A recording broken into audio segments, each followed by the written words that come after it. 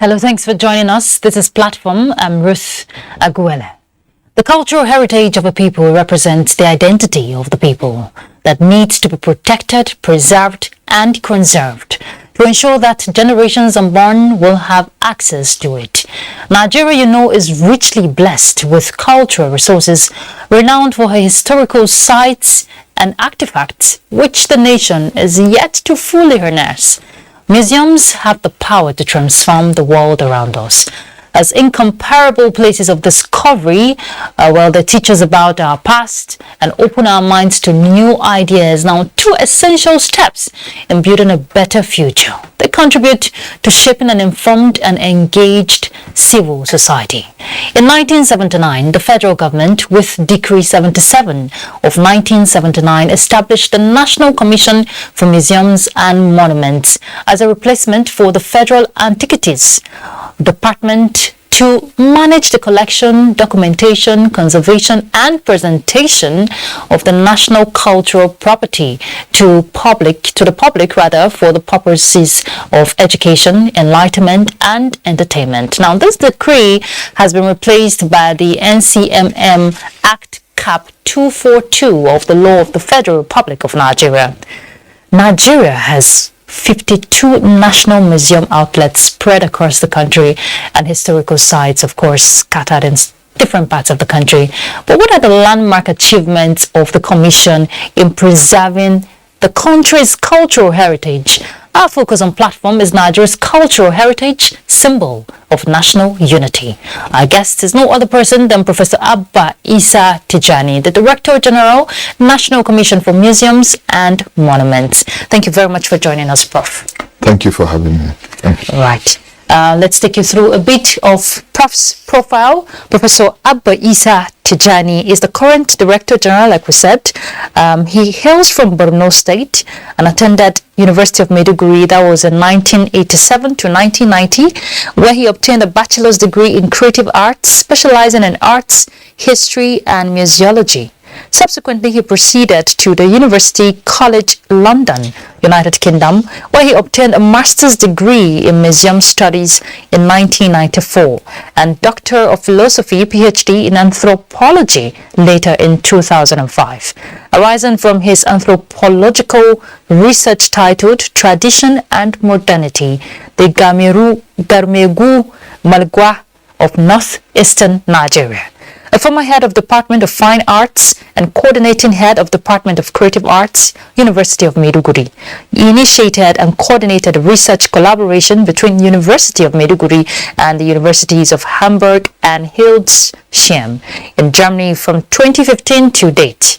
He became a professor of anthropology and museology in October 2017. The erudite scholar has received awards both in Nigeria and abroad. Professor Abba Tijani's academic efforts have produced dozens of world-acclaimed publications, journals, and series covering the fields of museology and anthropology. He enjoys membership of professional associations like Museums Association UK, the Royal African Society UK, Museums Association of Nigeria, and Borno Museum Society, among others. I think we'll have to leave it there. Prof, what an impressive profile, I must say. You're just the right man for the job. Welcome to Platform once again. Thank you very much. I think it is right time for us to understand what we are doing and what we are heading. Yes, we will definitely get into that. But let's introduce our panelist, Laraba Mure from the Abuja Enquirer newspaper, a journalist. Thank you very much for joining us, Laraba. Thank you very much for having me. Always a pleasure to have you here. Thank you. All right, Professor Tijani, Nigeria is counting more than almost 80 decades, 77 years this year, since the commission came on board. If we look at Nigeria, the way we're so blessed with resources when we're talking cultural heritage, and from the picture of where you are standing, and where you are coming from, have we fully harnessed our God's given gifts? Well, thank you very much. I think that is a question that we can say we cannot fully answer. And the reason is because Nigeria is a multicultural country, it's diverse, and we have a very rich cultural resources. And it is not easy to harness all these cultural resources within this period, because the nature of our societies, and even as you see it, the discoveries are still ongoing, because there are so many things that are yet to be discovered.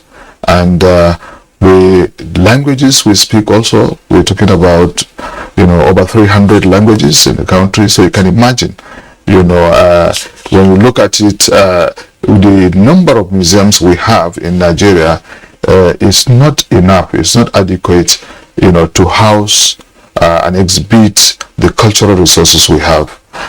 Even if it means that we are going to have at least 5 museums in each state, that still will not be good enough. But I think we are doing our best at the moment, given the resources we have. And I think we have reached out to the communities in showcasing our cultural heritage so far. But would you say, because if we want to look at museum, there are crucial aspects, if we're talking conservation, preservation, have we really conserved and preserved this heritage? Of course, yes. If today you look at what we have across our museums, and all the discoveries over the period, you find that we have them intact, and we have them in storage and on display. We have, of course, famous traditions like the Ife, tradition. We have, the Benin bronzes. We have the Sode. We have the Ibo Uku. We have the Nok, and all these are still today intact and are in good condition despite, the age involved in these artifacts. So we are trying our best to conserve these artifacts, and that is what we are supposed to do, and that is what we have been doing. And those that we are able to display, they are there in the museums for people to come and see. Laraba?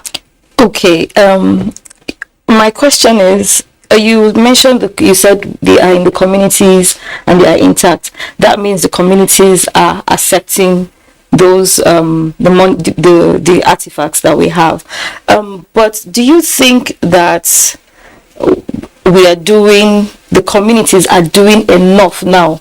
I know that as an institution you're doing your part, but do you think that the communities are doing enough to preserve these heritages that they have?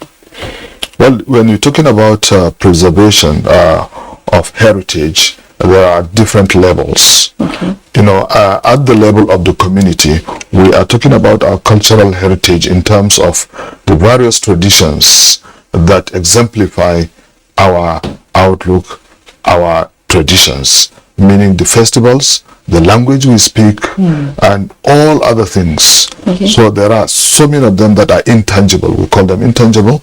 So, and these are there, and many communities still preserve these traditions. That's why yearly and in some, occasions, you find that, there are festivals, there are certain rituals, and so many things that are ongoing. So we can say that we have really preserved our cultural heritage. And then the other level is, of course, the tangible aspects, which are the ones that are now in museums. The artifacts which we are now preserving and also displaying them, presenting them to the public to see and understand. But also in the communities, there are also the tangible, heritage. We have our, traditional architecture. You have them all around. We have also the artifacts in the shrines and other places, the utensils, in our household, all part of our culture. And we find that there are many communities that are still using this cultural heritage. Okay, and section 3, subsection 2B gives the Commission responsible, heritage rights to take steps to maintain and to maintain heritage with the consent of the owner. That is, if there's a heritage in a particular community. But what the Act did not provide is for the owner to take responsibility, like I'm the owner of it. For instance, in Ethiopia, the proclamation, provides that the owner can repair, restore, conserve a particular heritage site. why is it different for Nigeria? Let's say this community has this heritage. Why is it the responsibility of the commission according to the Act? Well, it's referring to any heritage that is taken over by the National Commission for Museums and Monuments. Meaning, if it's an architectural structure or a site which is declared as a national monument, of course the responsibility lies on the National Commission for Museums and Monuments to protect and restore any of these national monuments. And of course there are different kinds of monuments. There are monuments that are occupied by their owners, meaning lived-in monuments. We have so many of them, like the Waterhouse in Lagos, for example, the Deji of Akure's palace in Akure, Ondo State. All these are occupied, and therefore the responsibility of looking after this cultural asset lies on the commission and partly on the owners. You know why I asked the question? Because monuments or museums like that, let's say the monuments rather, has the potential for revenue generation, Absolutely. even job creation for Absolutely. the particular community that is involved, directly, not just indirectly this time around. So just a way of ensuring that communities, the Nigerian people, the owners of this heritage sites are also benefiting from what they own.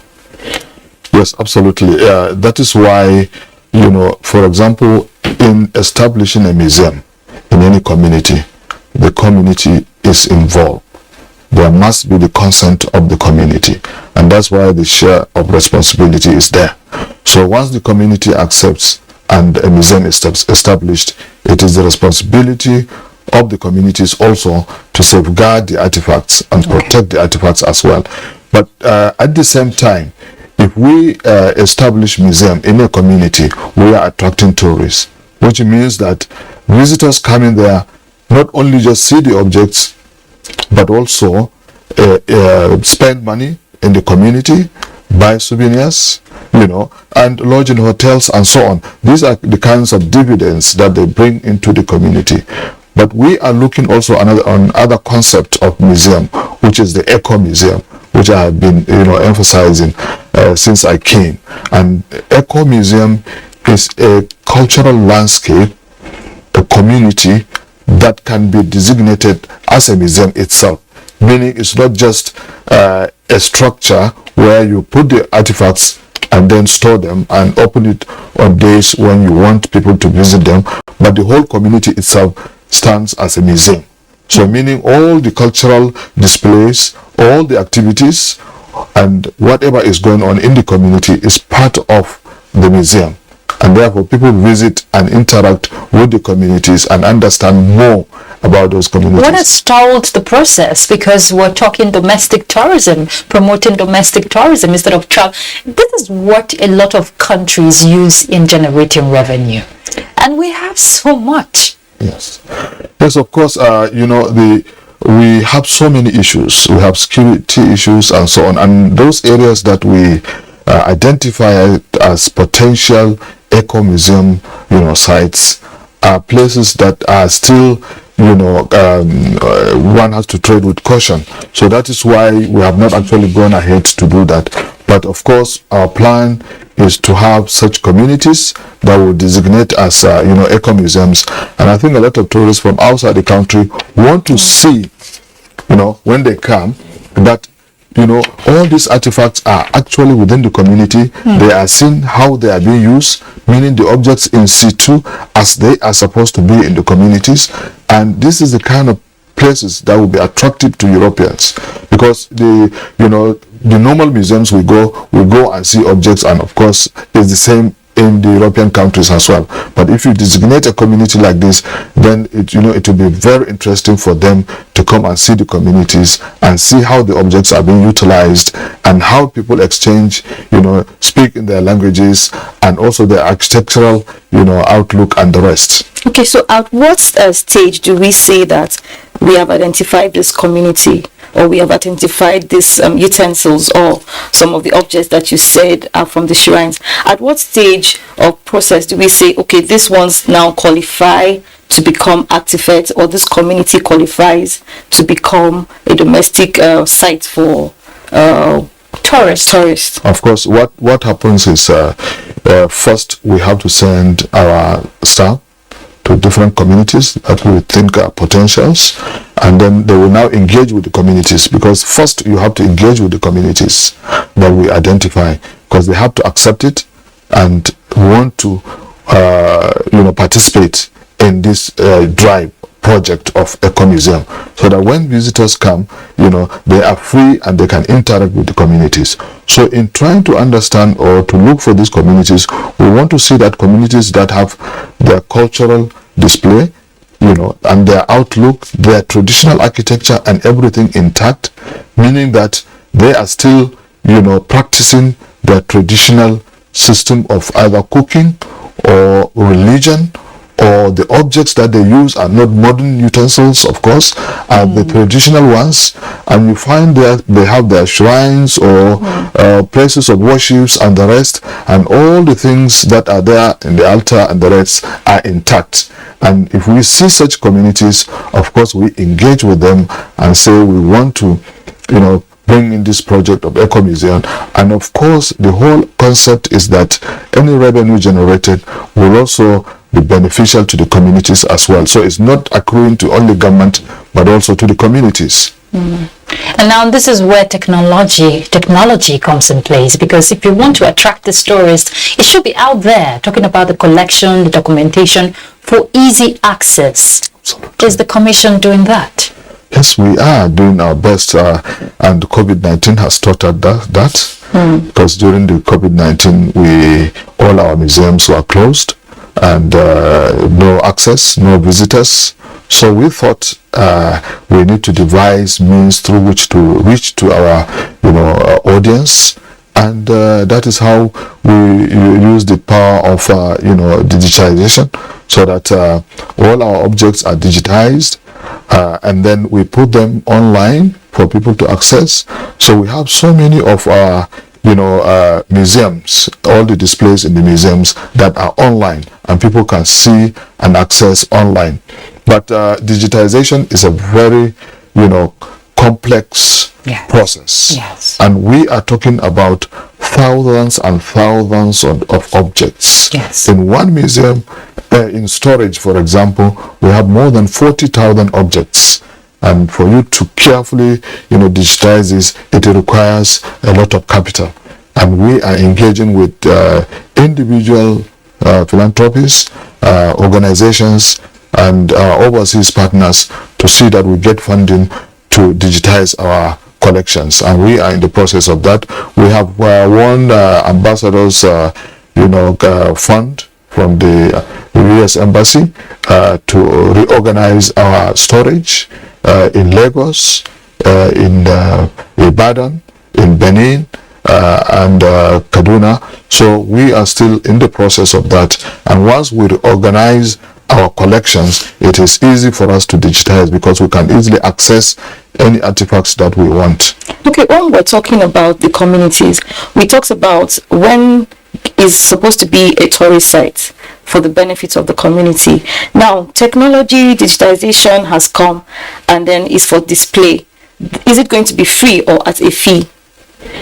Well, of course, when you go through the museum, let me tell you, the museum is supposed to be a non-profit making institution, but it's not realistic. A lot of museums outside the country, in US, in Europe, and other parts, of course, charge fees. Yes, you have to pay. But there are certain displays that you go and have access freely, so without paying. And of course, the capital intensiveness of this process of digitization requires that you charge a certain fee for people to access the online display. There are certain representation that is free, so that it gives you a glimpse of how it is like. And once you see and you're attracted, then you can have full access, and then you'll be able to see. Yeah, because I was going to ask, when you talked about the funding, which is a challenge, if you have to document every artifact in a particular museum, which could be in thousands. Absolutely. Now, what about the basics? Just the different sites, the different museums we have, just the basics as a way of not just being stored in the website, but consistent awareness because you have to keep bringing something in front of people before they recognize and accept it. A lot of Nigerians, with all due respect to our country and our people, people prefer to go explore tourist sites outside the country than explore domestic tourism. So if it's not there consistently, if they're not seeing it consistently, where would the attraction come from? That is why we are devising a lot of ways to make it attractive for our people here in Nigeria, but also for people in overseas. And one of these is we have started putting our exhibitions that are physically in the museums online, so that they will see these exhibitions and that will attract them to go and see the real objects.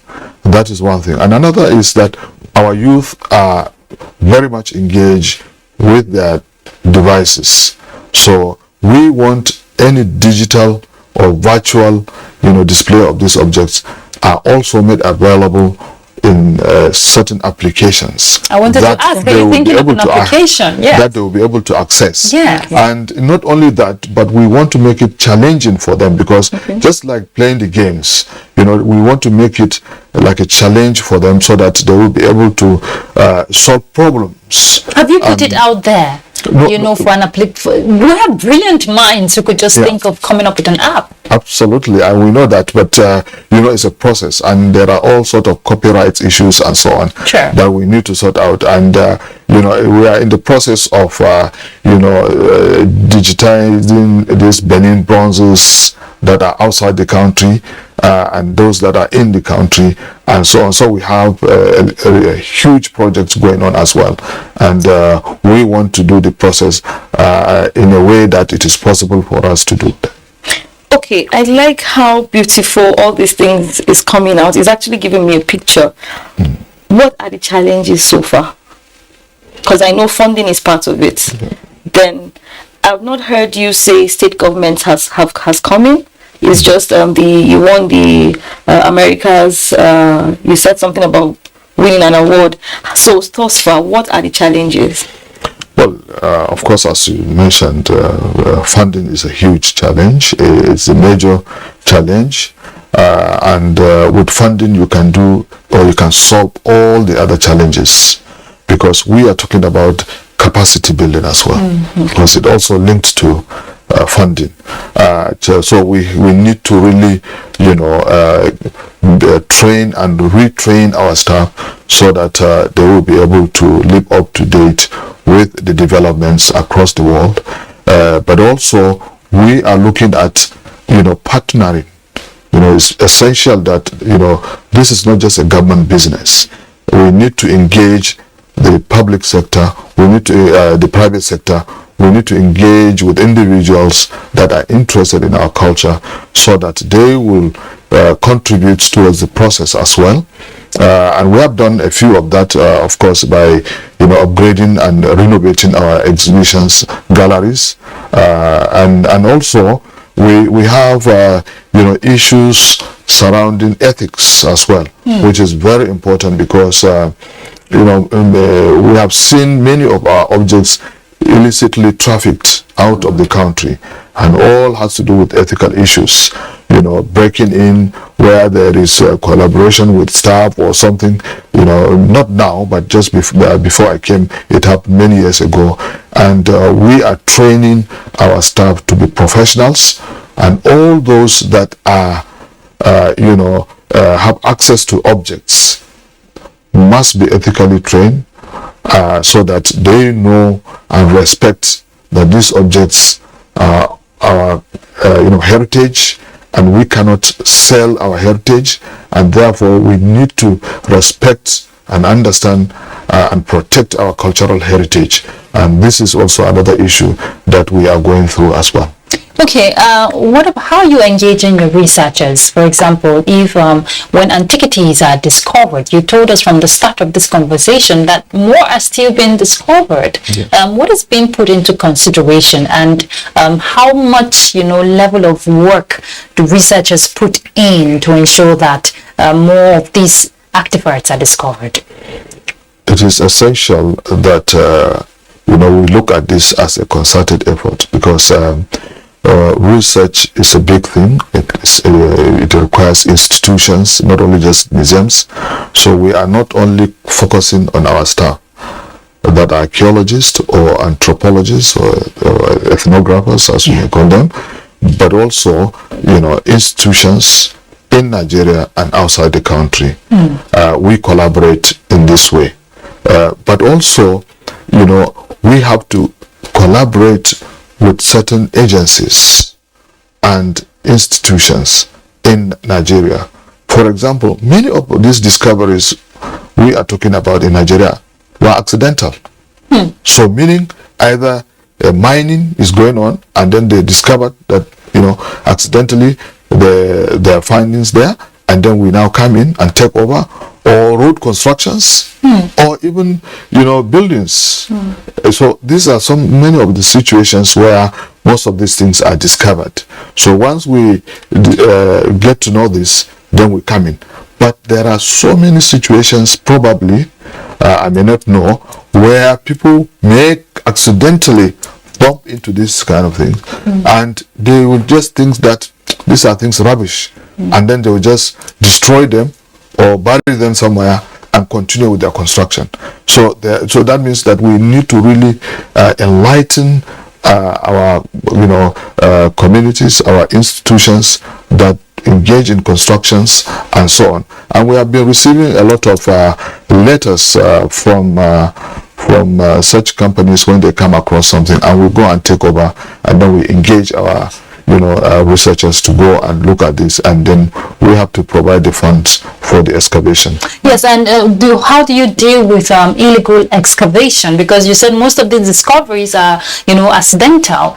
Obviously, there will be illegal excavation you must have experienced. We understand there are illegal excavations, and whenever we come across that, we, of course, intervene.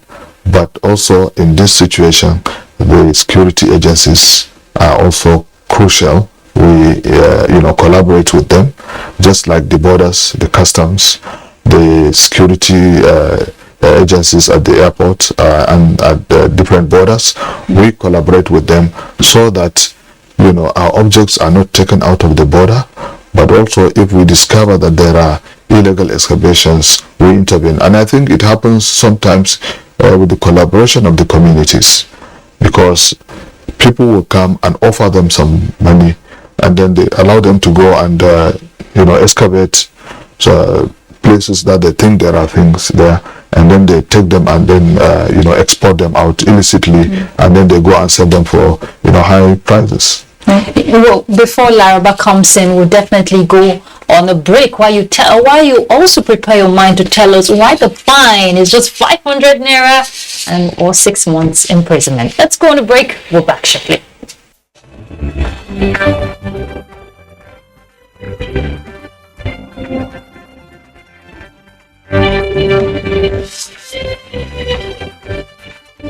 Hoping that their educational deprivation is not the end of the road. Agencies and stakeholders to proactively tackle these challenges. Women in most countries of the world constitute about 50% of registered voters. Kevin Williams, reporting for Dateline 360. In Jos, Caleb Gochin, Deadline 360. Deadline 360. Chidi Okrafo. For Deadline 360. In Lagos, Michael Olaleye. Reporting for Deadline 360. I am Omosola Omojola. Thanks for tuning in.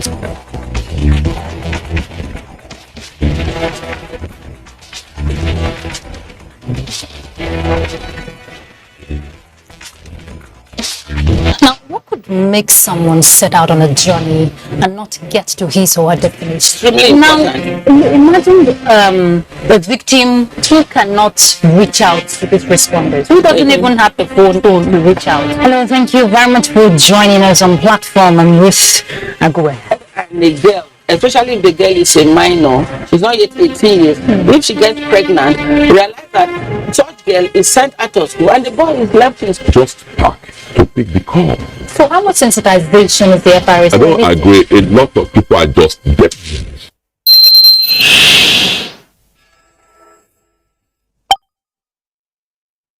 Thanks for staying tuned. It's still a platform and we're discussing Nigeria's cultural heritage, a symbol of unity. Our guest is Professor Abba Isa. Before we went on the break, you were talking about what is involved for illegal excavation. And I asked, why is the Act provides 500 naira fine or 6 months imprisonment or both? For me, 500 naira, is there consideration to review that? Well, that's to tell you that, the law of the NCMM has not been reviewed since it came into force before our independence. And that has brought a lot of really challenge to us because we find that there are so many encroachments on our national monuments. Yes. And you end up seeing that, what is supposed to be applied is just meager and cannot do anything. So we have reviewed the law, but we are yet to present it to the relevant authorities to review. We are in the process because we want to be sure that we have taken the interests of every agency or every institution or every stakeholder to see that we have an act that is comparable to what we can. I hope the fine will be more than that because I'm sure you understand where I'm coming from. 500 naira compared to what that particular artifact can be sold for outside the country. You know what I mean? Of course, yes. The fine will be higher. Okay. Now, because of my interest in this, I said, as an individual, okay, you mentioned something about most of the things that we find are either during construction of roads. As an individual, can I decide to say this item in my house should be taken to the museum and kept there? Would the commission accept it? Yes, of course. We have different ways of acquiring our, collections, and one of them is either giving an object on loan to the museum, your own personal artifact, or bequeath, meaning that somebody can say, okay, at so period or after so I now want my artifacts to go to a museum, or it can be straight away a gift. As you are the owner, you can say, okay, I give this to the museum. So there are so many ways, and of course it's our responsibility to look after these collections and make sure that also the public benefit from it.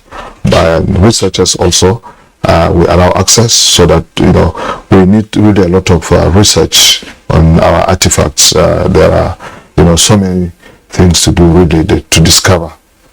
Okay, again, I would like to take us still back to what we talked about. You said in the event that the items go online, there's going to be an app so that the youth can engage in it. But don't you think that removal of history from the curriculum has made the youth to shift from paying attention to those things? Because now they don't have anything to fall back to. If anything, I'll say is my generation that knows a little about history, but these ones that are coming up don't have anything. Again, in the review of the law, is there going to be a recommendation to the government to see where they can bring back history, at least to suit our own culture as Africans? Because it's really sad for this generation. I know that for me, history was my favorite subject, and it opened my mind to a lot of ideas. Yes, I know.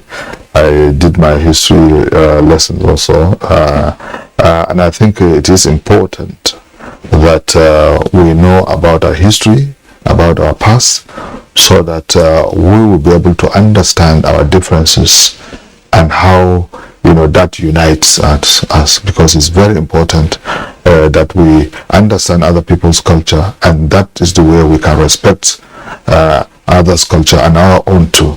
So it is important that we have history as a subject, and of course even if it means optional. And I know that still schools visit museums. Yes. In their curriculum they have museum visits. So we get a lot of secondary school and primary school children coming to museums, and our museum education officers taking the tour of these children, and also educating them on the artifacts so that they will be able to see and understand. We have replicas that they can touch and feel, and then answer questions, puzzles, and so on.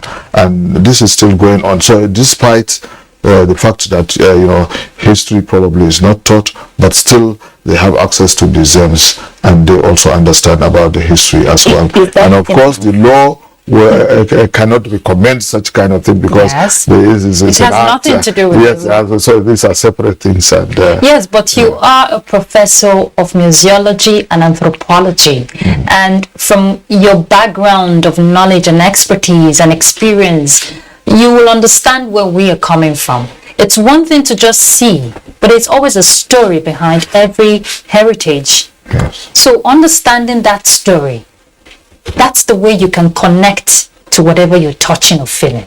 Absolutely. That's my understanding. That's it. During our history class, that's how we know about Ife, Benin, Nok, all these traditional kingdoms, and empires that existed prior to our independence, and we got to understand all this in our history lessons. And of course we want to also make people to understand and see that museums can be a replacement of that too, because these are places that you can go at your free will, meaning that you can go many times and for how long you want, in order to understand about our past, other people's culture, and traditions.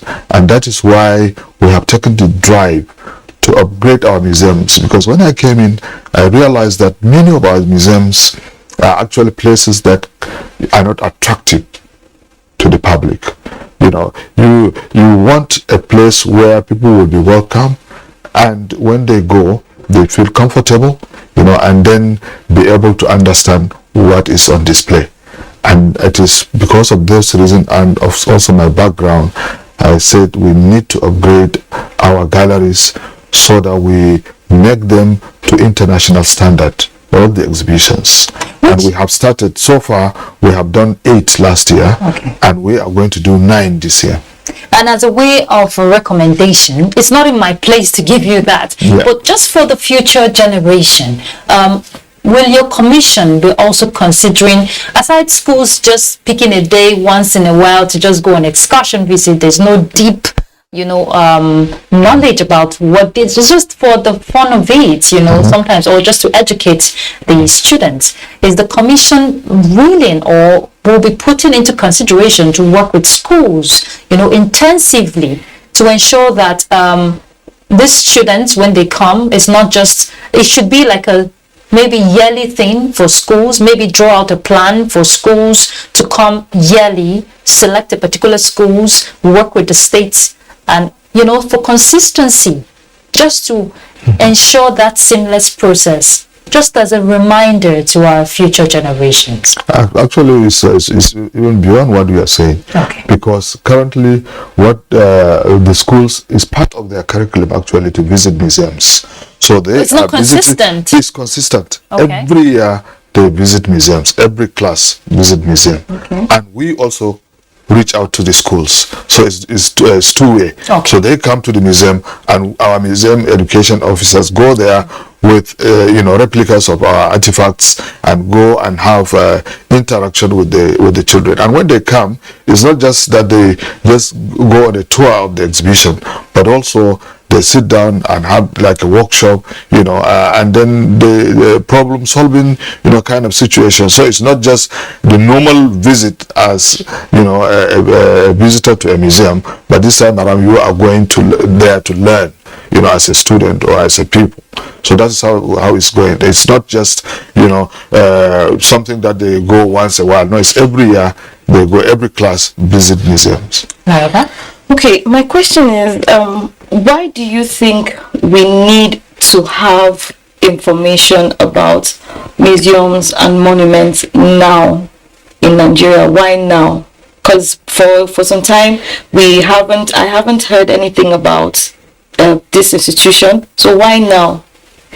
Well, I wouldn't say why wasn't it before I came, because that is something that if I say as in my capacity as the chief executive today, it will not sound right.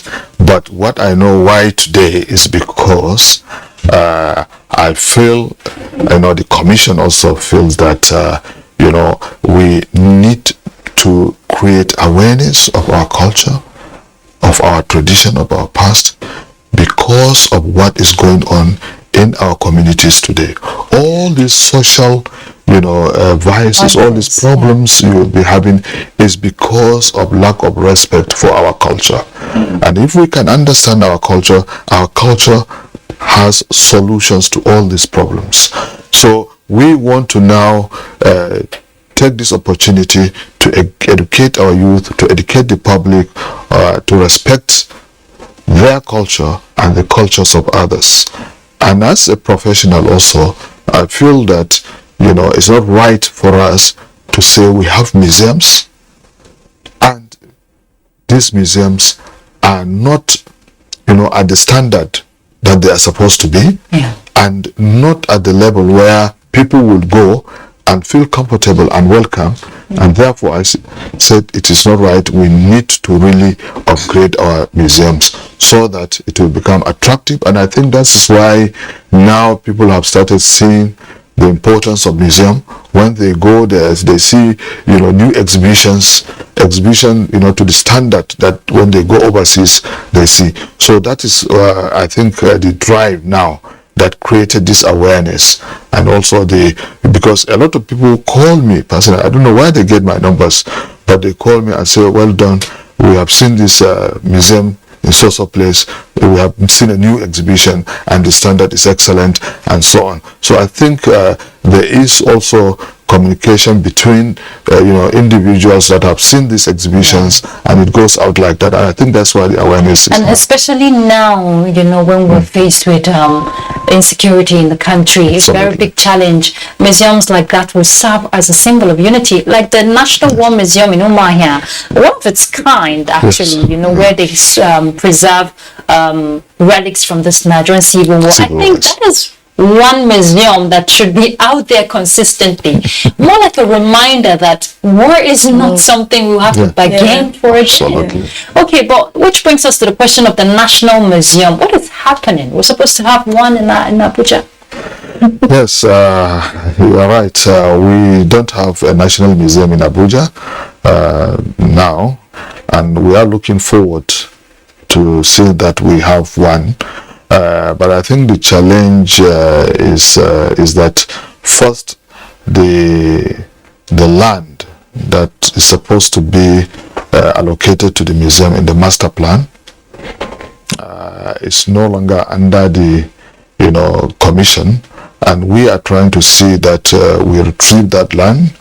And once we retrieve the land, I think there's a commitment from the government also and the private sector to see that they invest and the museum to come up. And we have already our architectural design, which is it looks traditional, and once we have it there, we will be able to have representative display of all the states in the country, so that when you come to the museum, it's like a center of unity. And it's like you are in Nigeria. Yeah, it's like you are in the whole of Nigeria, so you see everything, every part of Nigeria. So should we say that there is a plan for exhibition anytime soon before the land is fully allocated and the building will begin? Should we say that you have plans for exhibition anytime soon from 36 states? Well, we always have our plan, what we want to exhibit, but we cannot do the exhibition if the structure is not there. So we have to first have the structure before we can now do the exhibition, and I think we'll get somewhere. And I think the publicity is there. The media has been saying it, and we have been echoing it, and I think government is aware of this problem, and I think we'll have a solution. Just for clarity, what Laraba is trying to say, if I understand her, before the actual plan of a structure on ground, more like an exhibition somewhere, just an exhibition in Abuja, inviting different, having display of different artifacts from across the country, and like an event. Yeah, we have been doing this, of course, in many of our museums, and in Abuja, we are looking at, that's why we are engaging the government on this seized properties, so that if we can have a property that can be large enough to have such kind of display, then we will be able to approach government and see if we can get such kind of property, so that we can have exhibition even before the structure comes into place. Otherwise, we have to look for halls which we cannot take our national assets and take them there without security. So that's why it is very important that wherever we are going is a place that is secure, and these items are priceless. And as you can see in the process of this repatriation, you can see how much value these artifacts are. Now, which brings us to the question of securing these museums. How much security is involved across the country? The museum, it's not a good idea to talk about the security of museum. But what we want to say, is that we have secured our museums, and the most important thing is now to engage your staff, for them to understand and respect what you have. Yes. And once you do that, I think you have done 90% of the security aspect. And the others is just to take control of the security personnel that are there, and also to make sure that the museum environment is protected, and of course once that is done, and I think we will not have problem. But security is something that involves a lot of things, a lot of internal arrangements, and it's not wise really to give details of all these aspects. Yes. Laraba, your final question. My final question. You mentioned repatriation briefly. Yes. What country are we expecting anytime soon that they will return some of our artifacts? Yes, we have reached agreements with some countries. For example, the Smithsonian in the United States of America, they have already approved the release of 29 Benin artifacts that are going to be returned to Nigeria, and we are going to go probably in August or so to sign the agreement for the physical transfer of the objects. And the Glasgow City in Scotland has already approved also the release of 17 Benin artifacts, and we are going before the end of this month to Scotland to meet with the authorities there, and also in Scotland, in Edinburgh, the National Museum Scotland, we are engaging with them. They have a number of artifacts there. And then also within the United Kingdom, we have the Pitts River in Oxford. They have over 50 artifacts. The Museum of Anthropology, Archaeology and Anthropology in Cambridge also have about 150.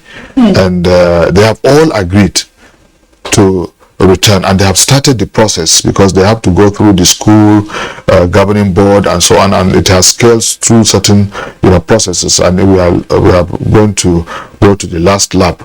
and also same as the Honeyman Museum. But next month, we are going to sign an agreement with with Germany, as you know, to repatriate about 1,130 artifacts. Wow, okay. Professor Abba Isa Tijani, we wish you the best. And I know your one man whose vision is to see the rehabilitation, restoration, and repositioning of this great institution. Thank you very much. Thank you very much for having me. Thank you. All right. And Laraba, thank you for your time. Thank you for having me. All right. We've been talking about Nigeria's cultural heritage, symbol of unity, and the motto for the commission is greater heritage for greater future, which of course cannot be sustained and achieved without you and I.